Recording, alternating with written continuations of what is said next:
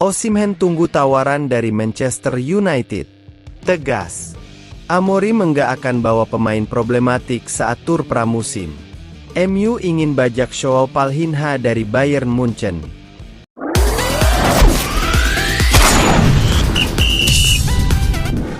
Mantan bek Manchester United, Rio Ferdinand, baru-baru ini mengungkapkan bahwa Victor Osimhen sedang menunggu tawaran dari Setan Merah.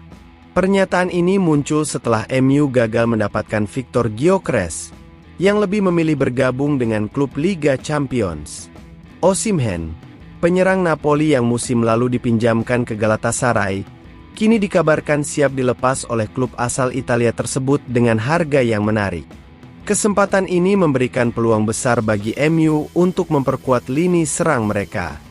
Meskipun MU telah resmi mendatangkan Matheus Cunha dari Wolverhampton dengan biaya 62,5 juta pound, klub masih aktif mencari opsi lain, termasuk Bryan Mbeumo dari Brentford. Namun, tawaran MU belum cukup menggoda bagi beberapa pemain, terutama karena tidak adanya jaminan bermain di Liga Champions. Dalam sebuah pernyataan di channel YouTube-nya, Rio Ferdinand menyatakan keyakinannya bahwa Osimhen menolak tawaran menggiurkan dari Al Hilal karena berharap untuk bergabung dengan MU. Ferdinand menilai Osimhen sebagai striker ideal yang sudah lama diincar oleh MU. Meski demikian, Ferdinand menganggap Gyökeres sebagai opsi cadangan jika transfer Osimhen tidak terwujud. Di sisi lain, Arsenal tengah fokus mengejar Benjamin Sesko dari RB Leipzig. Meskipun harga striker asal Slovenia itu diperkirakan lebih dari 60 juta pound.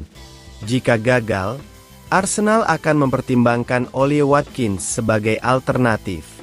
Dengan persaingan yang semakin ketat di antara klub-klub Liga Inggris, Manchester United harus segera mengambil langkah cepat jika ingin mengamankan tanda tangan Osimhen sebelum klub lain merebutnya.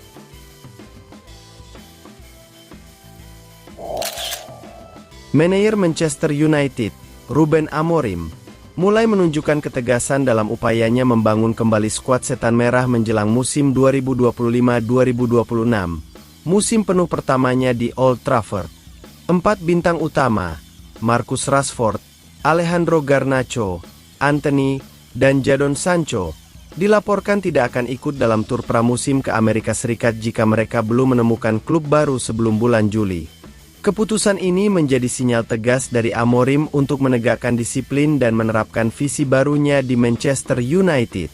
Sebuah sumber internal mengungkapkan, Amorim sedang menegaskan otoritasnya.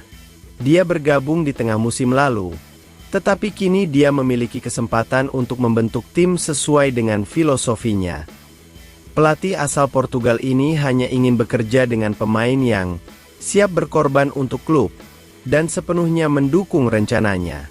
Selain itu, Amorim bertekad untuk menjaga skuad tetap kompak dan efisien, memastikan semua pemain mendapatkan menit bermain yang cukup sambil menghindari potensi masalah di ruang ganti. Langkah ini diambil setelah Manchester United mengalami musim yang mengecewakan, finish di peringkat ke-15 Premier League, posisi terendah sejak mereka terdegradasi pada 1973-1974. Kegagalan di final Liga Eropa, kalah 0-1 dari Tottenham, semakin menegaskan perlunya perubahan besar. Proses perombakan sudah dimulai dengan kedatangan Matheus Cunha dari Wolverhampton Wanderers, senilai 62,5 juta pound. Dana transfer bisa meningkat signifikan jika keempat pemain yang diistirahatkan itu berhasil dijual. Garnacho, misalnya, kabarnya diminati Napoli dengan tawaran awal 45 juta pound, meskipun United membandrolnya sekitar 70 juta pound. Sancho, yang baru saja kembali dari masa pinjaman di Chelsea, juga menjadi incaran klub-klub Serie A. Sementara itu, Rashford dikaitkan dengan Newcastle United setelah minat Aston Villa mereda. Antony, yang sempat dipinjamkan ke Real Betis musim lalu, juga dipersiapkan untuk dijual. Jika belum hengkang, keempat pemain tersebut akan berlatih terpisah di Carrington, sementara skuad utama terbang ke Amerika Serikat untuk tur pramusim yang mencakup 3 laga. Rencananya, Manchester United akan membuka tur pramusim di Amerika Serikat dengan menghadapi West Ham di New Jersey pada 26 Juli 2025. Setelah itu, MU akan terbang ke Chicago untuk melawan Bournemouth pada 30 Juli, sebelum berpindah ke Atlanta untuk bertanding melawan Everton pada 3 Agustus. Manchester United sedang mempertimbangkan opsi peminjaman untuk Joao Palhinha dari Bayern Munich, seiring dengan keinginan Ruben Amorim untuk memperkuat lini tengah timnya. Setan Merah menjajaki kemungkinan meminjam gelandang bertahan berusia 29 tahun tersebut, setelah gagal mencapai kesepakatan untuk mendatangkan Ederson dari Atalanta. Palhinha, yang bergabung dengan Bayern dengan biaya 48 juta pound, 65 juta dolar, dari Fulham tahun lalu, mengalami kesulitan untuk mendapatkan tempat sebagai starter reguler.